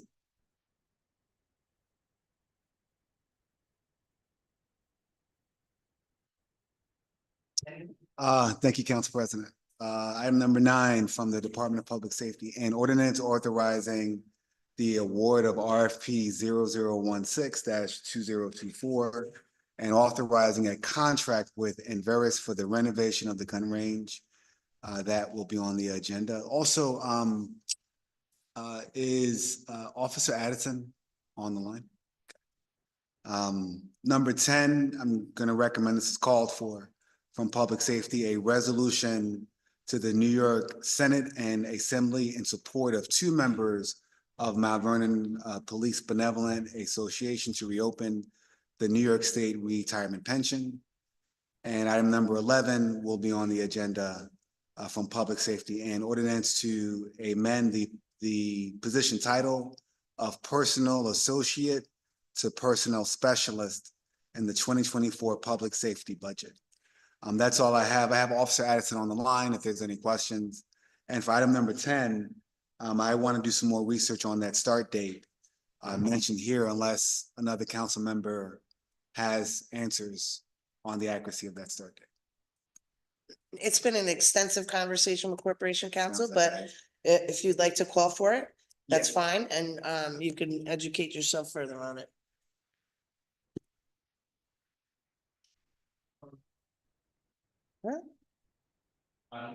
Do you have a question? Yes, I just have Go one ahead, question, Madam. Councilman Thompson. Thank you. I just have one question about item number 10. Sure. Why is it being called for? It's being called for because what's being asked by the PBA is that we change the start date for 2 officers from January 11th to January 8th of 2010, I believe. It sounds like a minor change, but it'll help them achieve a different tier. So I just want to double check the accuracy of those dates, make sure that the start date was January 8th of 2000. Just want to get the year right, of 2010, and not January 11th of 2010. And I was nowhere near council in 2010, so I just want to triple check that. Thank you. Yeah. I believe one is the swearing in date and one is the, when they actually started the academy, I believe, but Could be. anyway, I look forward to your report. Oh, and there's a question, if I can ask, that I have of the DC from DPW. Thought I was done. Go ahead, sir. This is in reference to the police station. Yes, sir. A few officers have complained about the lack of extermination in the police Yeah. station. And just wondering what the strategy is to address that, if there is a strategy, if it's done on an as needed basis, or if it's periodic that we have. So it was done on an as needed basis, and I think that might have to get bumped up. And I remember seeing email traffic, and I think the last traffic I saw was that it would have to go to bid. And I think that's the right answer. That's something we would have to do on an ongoing basis. Got it. Thought you were going to ask about something I fixed, like the heat, but great, thanks. Appreciate it. Thank you. Yes, sir. So I would say that we call an emergency for a lot of issues. That would be one of those issues that I wouldn't mind calling a one-time in until you get that bid ready. I could. For Okay, sure. because that's, to me, I can tolerate that. Sorry. I could do that. Anybody else? Can we go to finance and planning? Let's see. Do you want to skip straight to 14? Councilman, would you like to skip straight to 14 since you have the control on the line? Yes. All right, let's rock and roll. Office of Control and Ordinance authorizing the controller to enter into agreement with Inside Open Gov for procurement and tax revenue software authorization and payment for said software from ARPA budget line H1680203C927. Oh, is my mic not on? It is on. Yeah, it's on. All right, I'll repeat it. Office of the Control and Ordinance authorizing the controller to enter into agreement with Inside Open Gov for procurement and tax and revenue software software and authorizing the payment for said software from ARPA budget line. So my question for the controller was basically, what are we doing now?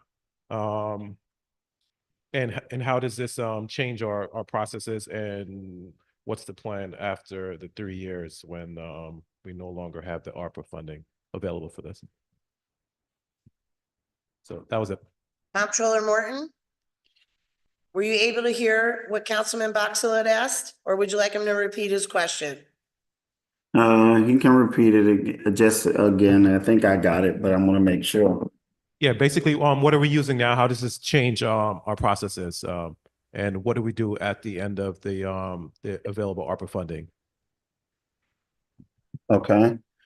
So for the taxes, we are currently using 2 different systems. We're using what was or what we know to be a legacy system, which was basically designed by the previous information technology person who worked for the city, basically a homegrown system that had been created probably several decades ago. We had begun to have some challenges with that program when we were having server issues, but also that program also had limited ability to allow taxpayers to pay their bills via the internet and to view certain information. So we moved away from that system as a part of for the current taxes into InfoTax, which was the same system that the school system was utilizing because it was one familiar to the taxpayers already anyway. Since using InfoTax since 2022, we've also recognized that there are some shortcomings with that system because it's not really a tax collection system. It's a tax and assessment kind of system that allows us to do everything related to taxes. But it just really is a tax receipt. So it receives the payments, but it doesn't do all of the back work as it pertains to running the appropriate reports, making sure that we can also do the foreclosures, the in-rem stuff, all of those things that needed to be done. So we basically have 2 different systems that are going that don't really interact with each other. And what we wanted to do is to try to come into one whole system. And we looked at OpenGov. We also looked at Tyler, which were the 2 main systems that the city is using. City is using OpenGov for it's already permitting work that is happening in various departments, permitting and licensing, as well as also some of our budgeting planning work already. And then we also looked at Tyler, and Tyler is actually our current accounting system in which our entire finance kind of operation is being run. Looking at both of them from the functionality ease and familiarity with the public or the taxpayers, OpenGov has more advantage for us because one, the taxpayers are already used to using OpenGov because if they're getting permits and things to the building department, if they are also putting in for permits and stuff through the city clerk's office, they already are utilized to that system. In addition to that, also our parcel information is already a part of OpenGov. And so therefore, we and OpenGov is also on a contract. It's a Sourcewell, product. So it was the best option for us. One, it allow us to be able to continue to have our taxpayers to pay their taxes online and really bring it into the same system that right now is managing our permit and licensing as well. In addition to that, the also add on to that is that it also will allow us to better manage our procurement process. Right now, we are quasi managing our procurement bids and and purchase orders and requisitions and stuff through Tyler, but we haven't fully brought all of the departments on board for it. It will allow us to bring that into also OpenGov as well, and then also get rid of the module of procurement in Tyler.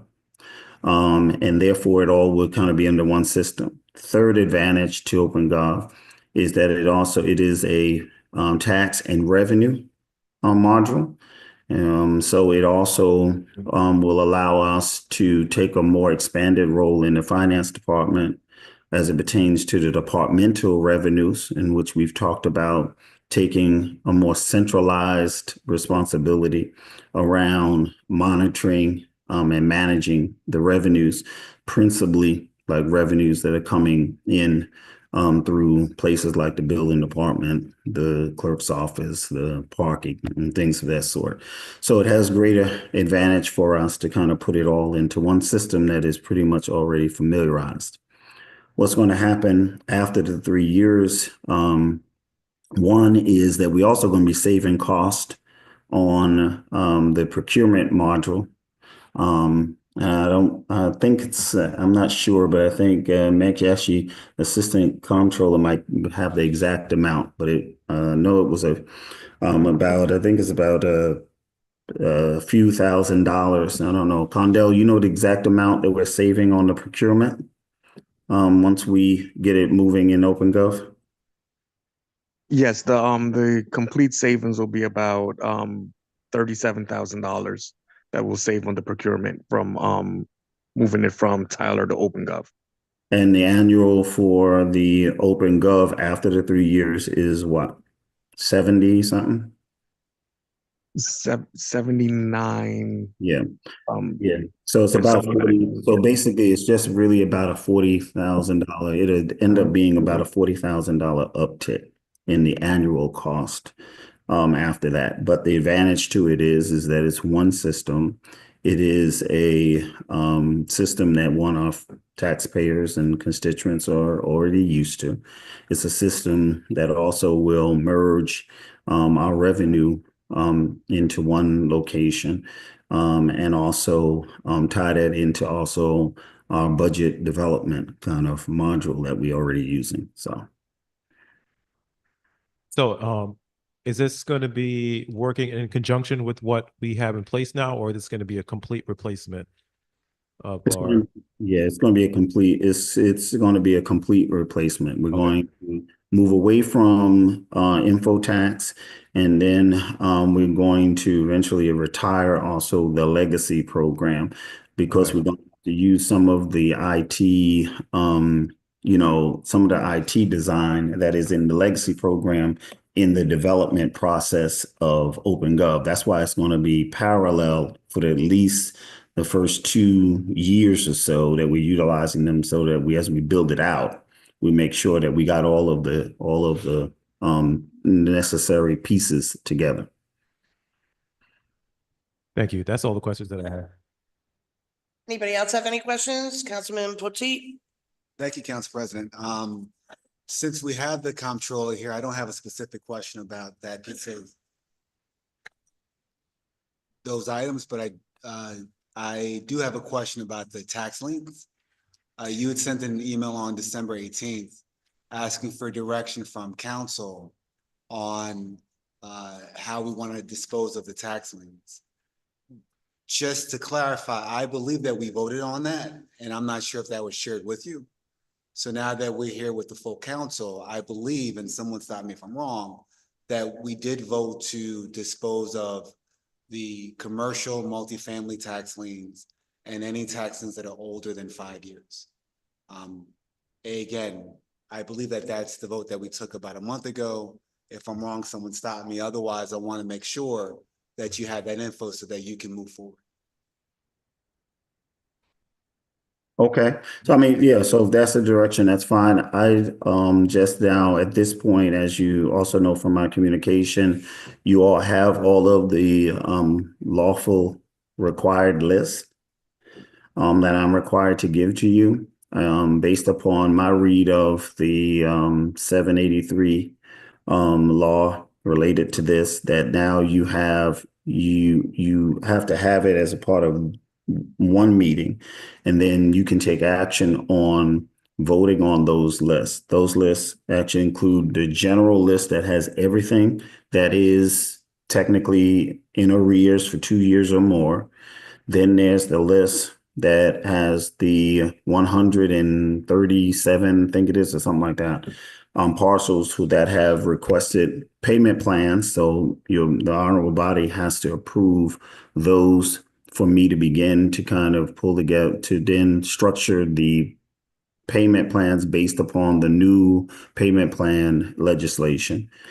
And then you have two other lists that really is kind of like one list, which is the list that there's a reason why those need to be pulled off of the in-rem or the delinquent list, rather, because they either have a discrepancy outstanding tax issue that we're trying to resolve, or two, that they are have a court situation, bankruptcy or another kind of court thing that's going on. So that last list will basically be a list that we'll continue to work on. They won't be a part of any of the other categories until we figure out a resolve with that. The second list, which is a payment plan list, will then be structured into the payment plan based upon the actually new legislation around payment plans. And then the rest of that will then go according to what the honorable body has decided will happen with commercials, multifamilies, and the residential 5 years or more. And then then those that are less than 5 years will be the ones that we actually will work with the corporation counsel or third party legal to move forward with in-rem foreclosure. So just one other quick question to be clear, do you need a resolution from us on those 3 different lists, even the commercial and multifamily list, or just a letter from this body? Just curious. I believe it is a resolution, but I need to go back and look at the law with the law department, but I believe it is. It's definitely that you have to have a vote of approval for all of those. But then how do we evidence that to you? Would it be, again, sorry to sound like a broken record, but you'll get back to us on whether it's a resolution or just a letter from council? Yeah. I'll get back to you I'll go look at it again, and I'll look at it with council and make sure whatever it is, so that by your next meeting where you have to take action, you'll know how to do that. Perfect. Thank you. One thing too, before I might be able to help you with your other issue. You asked a question about the thing with the police department and the hire date. And I think Council President Gleason basically said it, but I'll confirm it. those officers were sworn in on a Friday, which I think is the 8th. The RPCs used their first date of them actually being in the academy, which was the Monday, the 11th, as the start date. The tier changed on that Monday. So because of the fact that the RPC says that they had their start date was the 11th, is why they ended up being placed in the tier after rather than the tier in which they actually had been sworn in. So Thank you for that clarity. Anybody else, any questions for the comptroller? Do you want to? Anybody?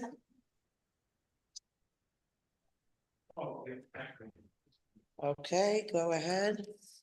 You got the request from planning for the, what is that, the printer, the plotter printer. It's about $20,000 or 23,000. Is that going to be paid out of 2024 budget? Was that the intention? okay, that was a question for me. Yes, the controller. Yes. Oh, I'm sorry. Because you're CC'd on the referral letter, so I figured they spoke to your department about that purchase. Oh, okay. And I'm sorry. Yeah, no. Well, they might have talked to the other guy, Mr. Hamilton, who is the budget manager. He might be able to tell you. So, I mean, do they have available money in 2024? I'll defer to the controller on that. Y'all say Condell? Well, I was not abreast of this purchase, so I'm not sure. I think they do have available funds in 24. What But I budget don't line is know. it? I didn't hear you say again. I'm asking, I guess I'm asking the councilman, what budget line is it? Okay, I'll tell you in a sec. It is 8020.405. Yeah, they have enough funding in Yeah, that they line. have, they have enough money. They have enough money in that line. So that would be, as long as, I guess as long as it gets approved and they have a purchase order, in place by by that time, it'll be a 2024. All right, thank you.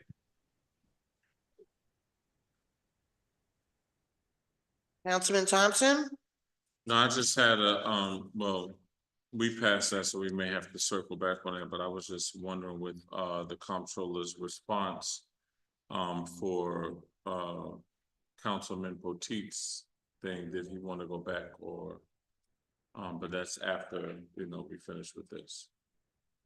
Because comptroller gave us an answer. I just want to see if that sufficed to take it off of hold for and put it on the agenda. That was item number 10, but yeah, that was that. I'm fine with putting it on the agenda. I mean, it's not really something that, we could support. We support it, but I mean, it's really going to be ultimately up to the state. If I'm not mistaken, right? Comptroller Morton? Yes, that is right. Ultimately, the state will have to decide on it. Mhm. Right. Okay, so do you want to move it from 12-4 to agenda? Yes? Okay, so that's item number 10. We're moving from 12-4 to agenda. And now we're gonna get back to finance and planning unless anybody had any other questions. Councilman Boxell? Okay, so 14 is on the agenda. I'm sorry, we'll go back to 12. Office of the Controller, an ordinance authorizing the controller to enter into agreement with Prime Force for archiving of UKG workforce time and attendance data. That's on the agenda. 13, Office of the Controller, an ordinance adopting an updated investment policy for the city of Mount Vernon and repealing all prior investment policies. That is on the agenda. 14 we did. 15, an ordinance authorizing the purchase of a plotter from MRA International, authorizing payment for said purchase from the Department of Planning and Community Development, budget line A8020.405. That's on the agenda. Number 16, Department of Planning and Community Development, an ordinance authorizing the mayor to accept Safe Streets and Roads for All SS4A federal grant from the U.S. Department of Transportation and create a road safety action plan for the city of Mount Vernon. That is on the agenda. And number 17, a resolution of the City Council of the City of Mount Vernon issuing a notice of completion and scheduling a public hearing of the final generic environmental impact statement and zoning petition for the proposed downtown transition oriented arts district, DTEOAD. That is on the agenda. That is all. the items I That is have. actually not on the agenda. We're going to call for that. Okay, And did not have a chance to discuss that, but there's some edits that have to be made, all right. and we will leave it at that. Any questions for Councilman Box Hill? Okay, moving straight into, does anybody need to take a break? Okay, let's move straight into the agenda. Roll call. Councilman Box Hill, Present. Councilwoman Brown, Here. Councilman Potteet, Present any, Councilman Thompson, Here. Council President Gleason, Here. Legislation and Public Works.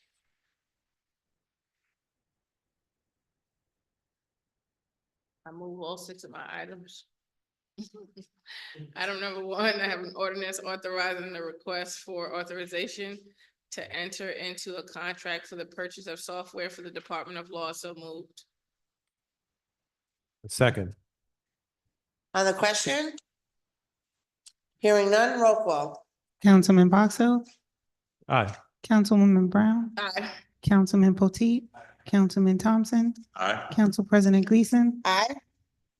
I have an ordinance authorizing the mayor to retroactively enter into contracts with WeatherTight and Navista for emergency repairs to the roof of the police and court buildings and appropriate funding for the American Rescue Plan. I guess my question should have been so moved. Second. Somebody's gotta give her a Red Bull. On the question, My question should have been to the DC is whether or not they're gonna do this whole roof or only parts of it. But I guess we'll find that out later, huh?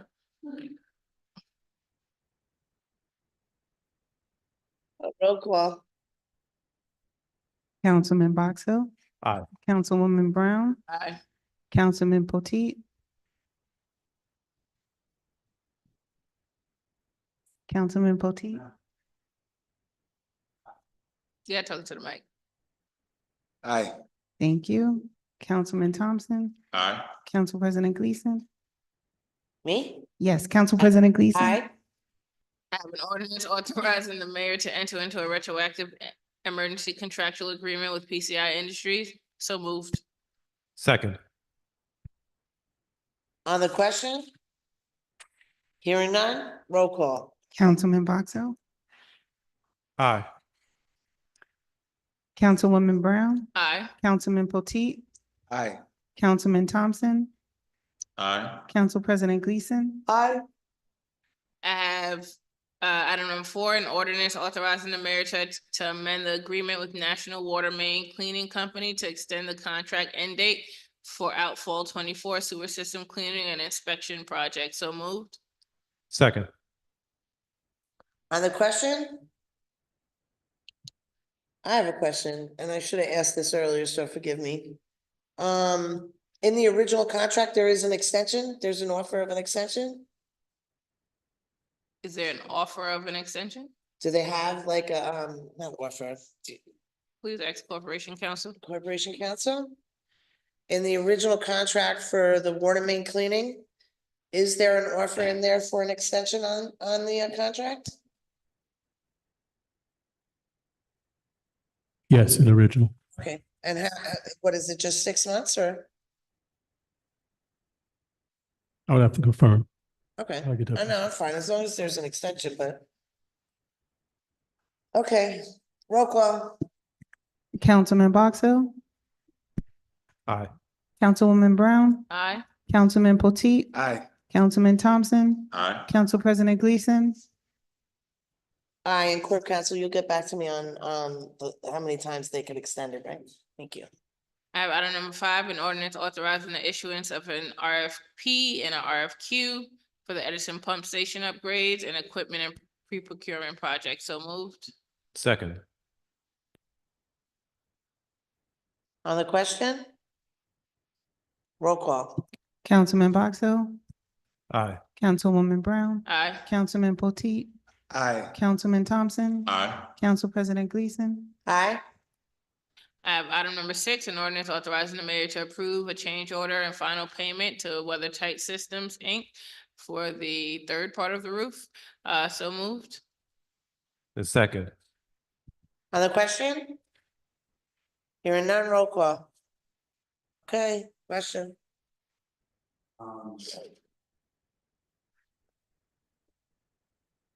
Since we're talking about weather today, and sorry to break protocol, but I actually wanted to get comment about the first item, if you don't mind, Council.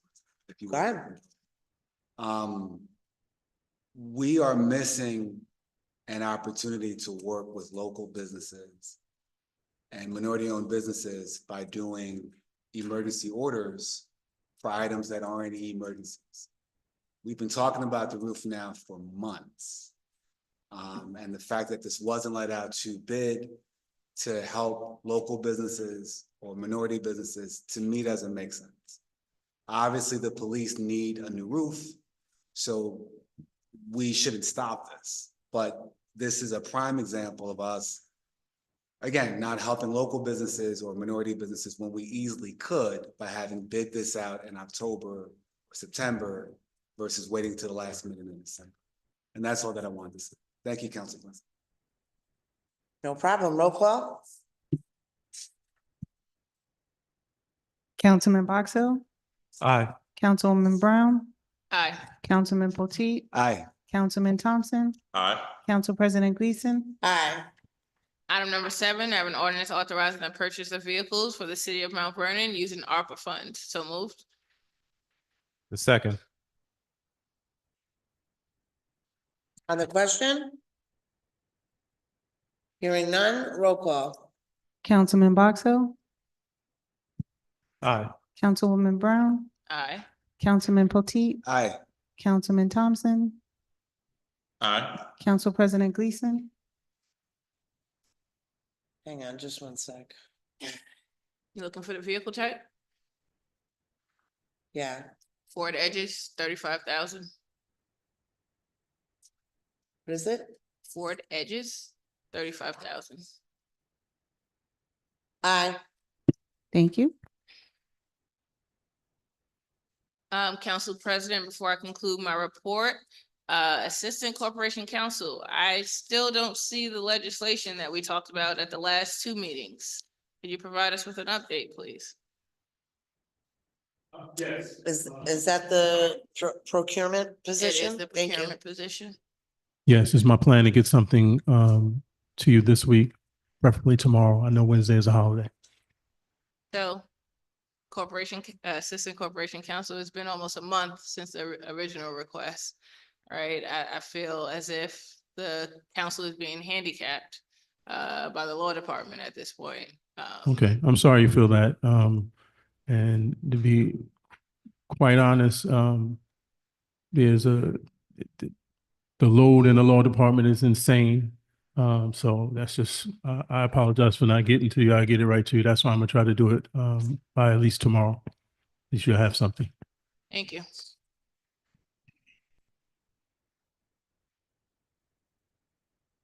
Moving on, human resources. Thank you, Madam President. I have item number 8, Office of the Mayor. An ordinance to amend ordinance number 6 adopted by the City Council on May 8th, 2024 to authorize the mayor to trade 4 non-ADA compliant buses for 3 ADA and wheelchair accessible buses with Don Brown Bus Sales, Inc. So move. Second. On the question? Hearing none, roll call. Councilman Box Hill, Aye. Councilwoman Brown, Aye. Councilman Potteet, Aye. Councilman Thompson, Aye. Council President Gleason, No.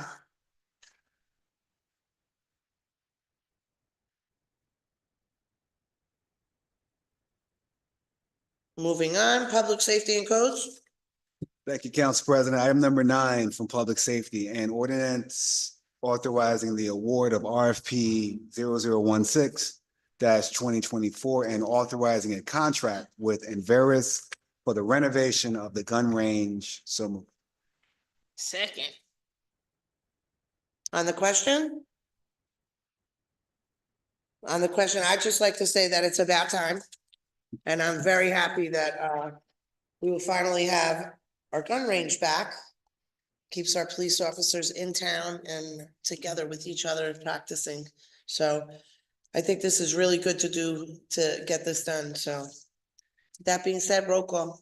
Councilman Box Hill, Aye. Councilwoman Brown, Aye. Councilman Potteet, Aye. Councilman Thompson, Aye. Council President Gleason, Aye. Item number 10 from Public Safety, a resolution to the New York Senate and Assembly in support of 2 members of the Mount Vernon Police Benevolent Association to reopen the New York State Retirement Pension. So moved. Second. On the question? Hearing none, roll call. Councilman Box Hill, Councilwoman Brown, Aye. Councilman Potteet, Aye. Councilman Thompson, Aye. Council President Gleason, Aye. Item number 11 from Public Safety, an ordinance to amend the position title of Personnel Associate to Personnel Specialist in the 2024 Public Safety Budget. So moved. Second. On the question? On the question, this is just a civil service title change, right? Because the other one is outdated? Not sure. Do we have Officer Addison? Do you know, do you have the Yes. answer, Councilmember? Yes. Thank you. Roll call. Councilman Box Hill, Aye. Councilwoman Brown, Aye. Councilman Potteet, Aye.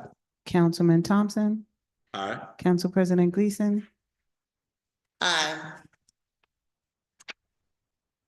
Finance and planning.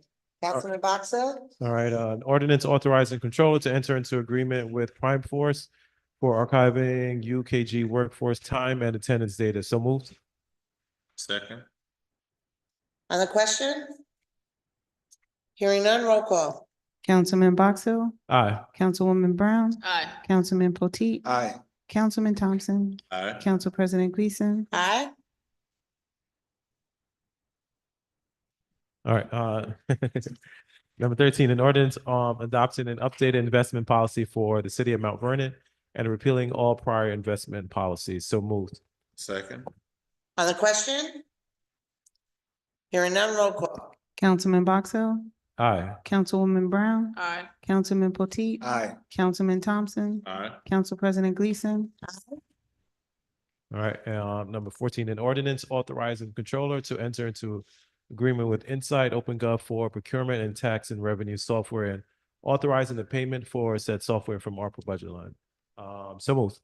Second. On the question? Hearing none, roll call. Councilman Box Hill, Aye. Councilwoman Brown, Aye. Councilman Potteet, Aye. Councilman Thompson, Aye. Council President Gleason, Aye. All right, number 15 from the Department of Planning, an ordinance authorizing the purchase of a plotter from MRA International and authorizing payment for said purchase for the Department of Planning and Community Development. I know, it's kind of late, but can I ask Commissioner Rouse to just explain what this plotter printer is and what it's used for? Thank Commissioner Rouse, very quickly, would you like to give a description of what the plotter printer is? Sure, thank you, council members. This printer plotter is essentially a large-scale plotter that will help support the work for our GIS administrator, Amelia Zaino. She gets a lot of requests from various departments each day, and so it will be housed in her area in Department of Planning and Community Development. to print large scale maps of various sizes. But it will also be used for marketing materials and outreach materials for the comprehensive plan and other events, as well as help support our land use boards, being able to print for our land use boards instead of having folks needing to send in large amounts of blueprints, CAD documents, site plans, things like that. So it'll give us the ability to print in-house. Commissioner, I have a question. Sure. Normally those copies are on the applicant. Are you telling me that we're gonna be printing them now? No, it won't be a responsibility, but sometimes it's either insufficient amounts, or sometimes an applicant won't, bring it to a land use board. So there's give us the Yeah, but ability to print out. that should not be on the quest of the city. That should be on the quest of the applicant. If they're set to give a certain amount per application. So I mean, I could understand it if like maybe our employees misplaced something, but I don't think that if an applicant, and I really hope that if we purchase this, that we do not use it for that. Because It won't be it's its on the primary applicant. function. That Yeah, quest is on the applicant, not on the city. understood. Fair point. Thank you. And what are we using now? Like, what does the city do for large scale printing now? At best, when we can, we send it down to we send it downstairs to Yolanda to print, and so we go into a queue. But sometimes the functions don't meet our needs. We currently do not have a plotter. A plotter is more intense, high scale, uses much more intense color cartridges to print maps and print materials for events and for display purposes. So it's very common. It's a very common accompanying piece of equipment to GIS, Geographic Information Systems. Also, what's the life cycle on something like this? It's because it's like $23,000. How long do we get the use out of that? Up to 10 years. Okay. Every 5 years they say you should start replacing it, but you can get more life out of that. We've done it before. You can get up to 10 years easily. Okay, thank you. That's all the questions I have. Sure, thank you. So, should I continue, Madam President? Yep. Go ahead. I'll reread it. Ordinance authorizing the purchase of a plotter from MRA International and authorizing payment for said purchase from the Department of Planning and Community Development. So moved. Second.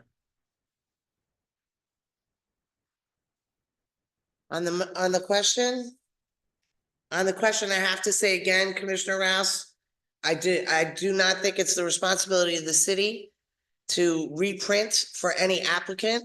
And I think this is a great purchase for your department, but I would, caution you not to use it for a purpose outside of what we would need in our planning department, outside of an applicant whose responsibility is to pay for that type of service.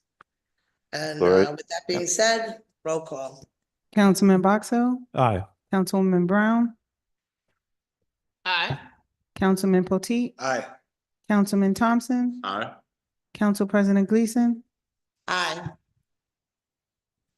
Number 16 from Department of Planning and Community Development, an ordinance authorizing the mayor to accept safe streets and roads for all federal grant from the U.S. Department of Transportation and create a road safety action plan for the city of Mount Vernon. So moved.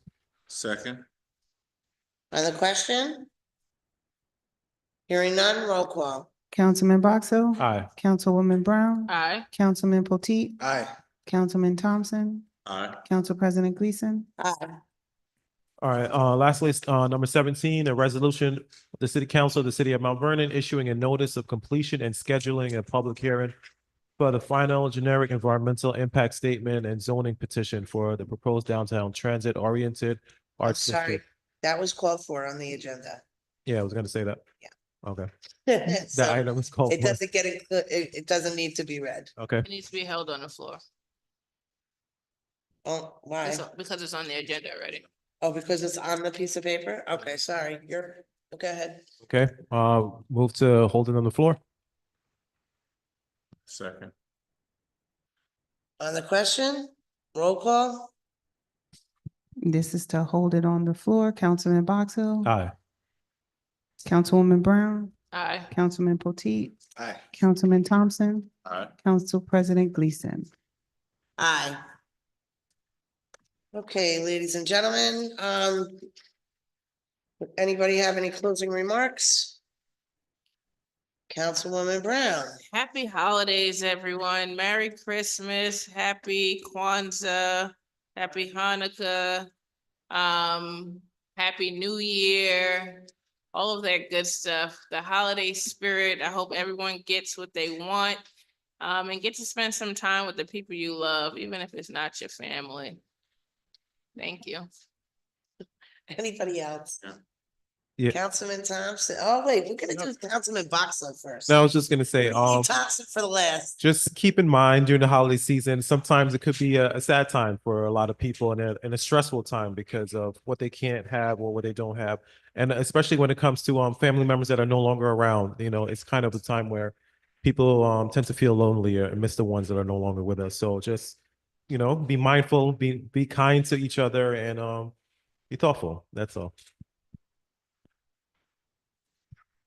Councilman Potteet. Thank you. I'll let Councilmember Thompson close us out. I just pray that for everyone, 2025 is your best year ever. And hope that you get everything you're hoping to get in 25 and realize that 24, if it was good or bad, it will be in the past very, very soon. A happy New Year.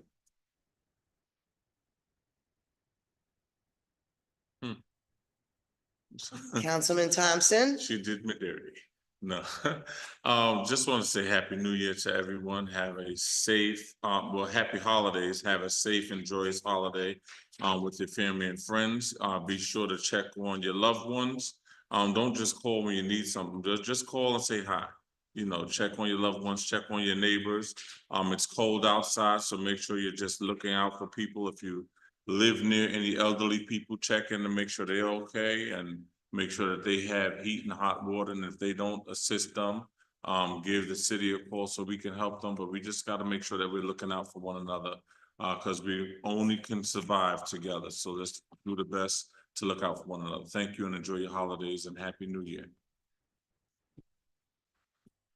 So City Council will be having a special meeting on Thursday, December 26th at 9 a.m. Council chambers, and that will be to adopt the budget. I also want to extend a heartfelt condolences to Walter McDonald. He was a longtime firefighter here in the city of Mount Vernon. I believe he was 90 years old. He died last week. So I would like to close the meeting in honor of his long service to the Mount Vernon Fire Department. And I would also like to say that this is my last public meeting as City Council President. It was not an easy year. I think we had a lot of challenges this year. I'm very grateful to the group of council people that we have on council right now because they're very supportive and very helpful. So with that being said, if we could all stand for a moment of silence in honor of Walter McDonald. A roll call. Sorry, I always forget the roll call. I move to adjourn the meeting. Second. Roll call. Councilman Box Hill. Aye. Councilwoman Brown. Aye. Councilman Potteet. Aye. Councilman Thompson. Council President Gleason. Aye.